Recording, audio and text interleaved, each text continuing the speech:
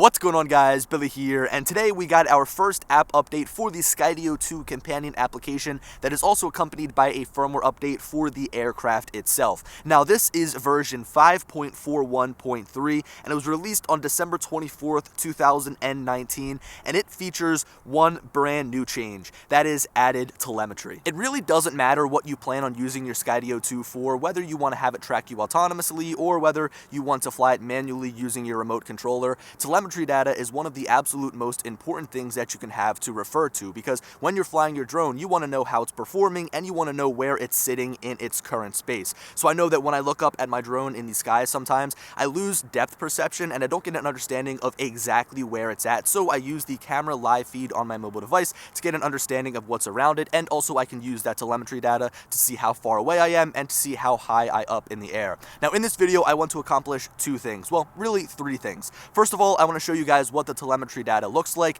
Second of all, I want to see if it's accurate, because I know that with my Mavic Mini, I've flown it, and I've noticed that the telemetry data is inaccurate. In fact, if you saw one of my videos early on when I got the Mavic Mini, there was a bug where it was incorrectly showing that telemetry data. So, for example, it would show that the drone was falling at a very fast pace. It was going to like negative 300 feet, I believe, and also it showed that I was flying at 60 miles an hour, when I can tell you I was not flying at 60 miles an hour. Now, another thing that I want to check out is like how fast this drone can fly, maybe up and down, and maybe see how far it can go a little bit. I'm not going to take it out too far, but we're going to look at that telemetry data to see exactly how the Skydio 2 performs.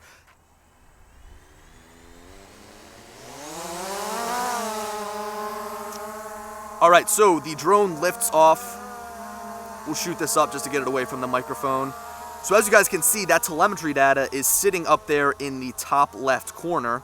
It shows us our speed, it shows us our distance, and it shows us our height. Whoa, did you guys see that? Alright, I'm going to go full throttle straight up, and let's see how fast the drone goes. So I'm only flying straight up. Wow. It is moving 18, 19, almost hitting 20 miles an hour going straight up. That's pretty incredible. Okay. So the telemetry data right now is showing us our speed, it's showing us the distance away from the remote controller, and it's also showing us our height. There's one tweak, I guess, that I want to kind of put in here.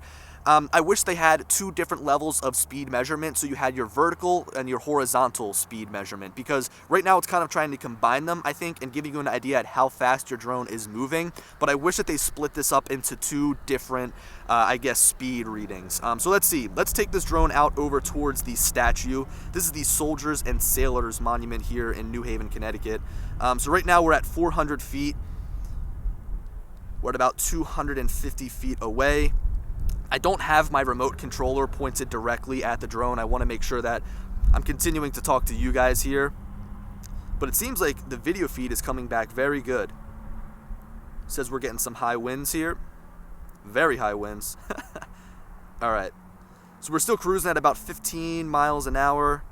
We'll push that button down on the back. We're starting to get about 20 miles an hour. I think that we're facing a headwind going that way, so when we come back, we'll really get an idea at just how fast this drone is moving. Alright, so now let's take a look at what the video looks like on this camera. I know we've already looked at this, but man, I can already tell that the video is going to look great coming through here on my screen. And I'm not even looking at the full resolution version of it. 4K 60 is going to look absolutely beautiful. So right now we're at 395 feet high. We're right by this this hill right here. I would actually probably consider it somewhat of a mountain.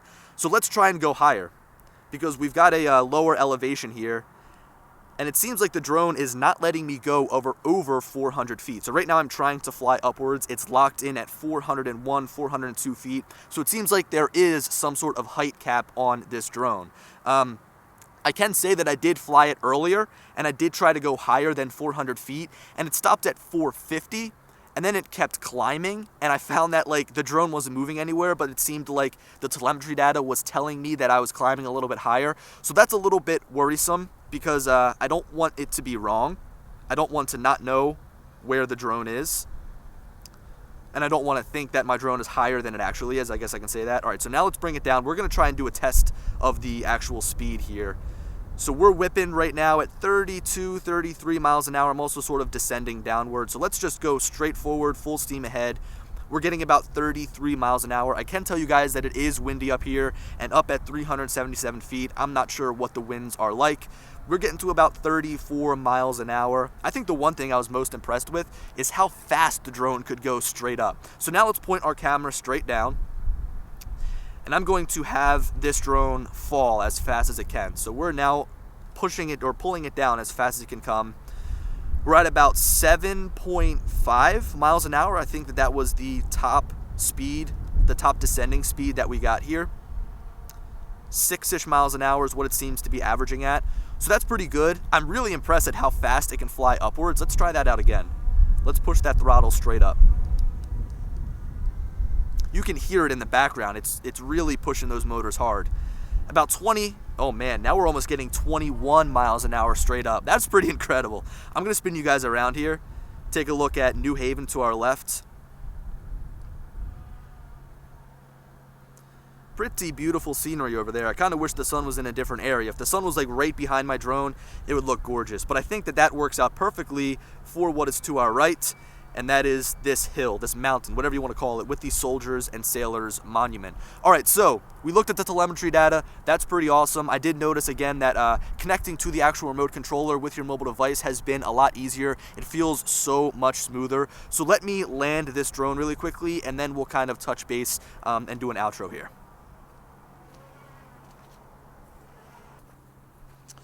All right, so right off of the bat, I'm pretty impressed with the performance of the Skydio 2. The proof is sort of in the pudding now. We can see how far it can fly and how fast that it can fly. But I think that the addition of telemetry gives us a look into what we can expect from the Skydio development team in the future. They're listening to us, and they're going to make these changes quick and fast for us, which is great because I want a nice long lifespan out of this drone. I want to be able to fly this in a year, and it feels different than when I'm flying it right now because of all of the improvements that have been made. And I'm really glad the Skydio team is listening, and I'm glad that they're adding some things that we want to see in this drone. It really is a good indication of what's to come. There's still a lot to be added. I wish I could see like the gimbal pitch of my drone. I wish that I could see the two different variations of speed, my vertical and my horizontal speed. There's a lot of things I want to see. A lot of them are very nitpicky, but there's so much they can do to make this drone even better than it already is, and I'm really excited. Anyway, guys, I hope you enjoyed the video, and as always, I'll talk to you later. Peace.